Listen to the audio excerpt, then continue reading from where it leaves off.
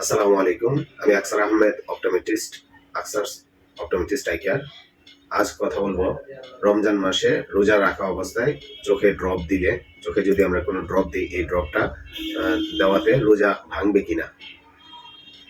অনেক ক্ষেত্রে আমাদের কাছে রমজান মাসে রোগী আসলে যদি ড্রপের কথা বলা হয়, তাহলে বলে যে রোজা রাইখা তো আমি ড্রপ দিতে পারবো না, দিলে মানে রোজা ভঙ্গ হয়ে যাবে। প্রথম কথা হচ্ছে, রোজা ভঙ্গ হওয়ার যে মূল কারণগুলা, এই কারণগুলোর মধ্যে হচ্ছে পানাহার বা খাবার সমতুল্য কিছু ইচ্ছাকৃতভাবে যদি পাকস্থলীতে প্রবেশ করে, তাহলে রোজা ভেঙে যাবে। আর চোখ খাদ্য গ্রহণের স্বাভাবিক পথ না। চোখ দিয়ে যে ড্রপের পানিটা যায়, এটা খাদ্য গ্রহণের কোনো স্বাভাবিক রাস্তা না, যেটা দিয়ে আপনার পাকস্থলীতে যাবে। আর চোখের যে ড্রপটা থাকে, এই ড্রপে এক ফোঁটা ড্রপ খুবই সামান্য, তা খাদ্য যে রাস্তা আছে ওই রাস্তা দিয়ে এটা যাওয়ার কথা না। ঠিক আছে?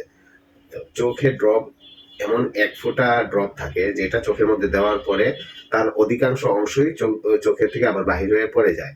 বাকি যে অংশটুকু থাকে, এই অংশটুকু পুরো চোখের সারফেসের মধ্যে লাগার পরে নেত্রনালী দিয়ে সে সামান্য একটু যায়, একটু তিতা তিতা বা একটু পানি গেছে এরকম অনুভব করা যায়। এমন না যে একদম পানি খাওয়ার মতো গেছে, আপনি ডুব গিলে ফেলছেন, এটা অনুভব করা যায়। যদিও কম মানুষের এটা যায়, যদি যায় তাহলে আপনি একটু থুতু ফেলে দিলেই হয়ে গেল। ঠিক আছে? তো সেই ক্ষেত্রে আপনার রোজা না ভাঙ্গারই কথা।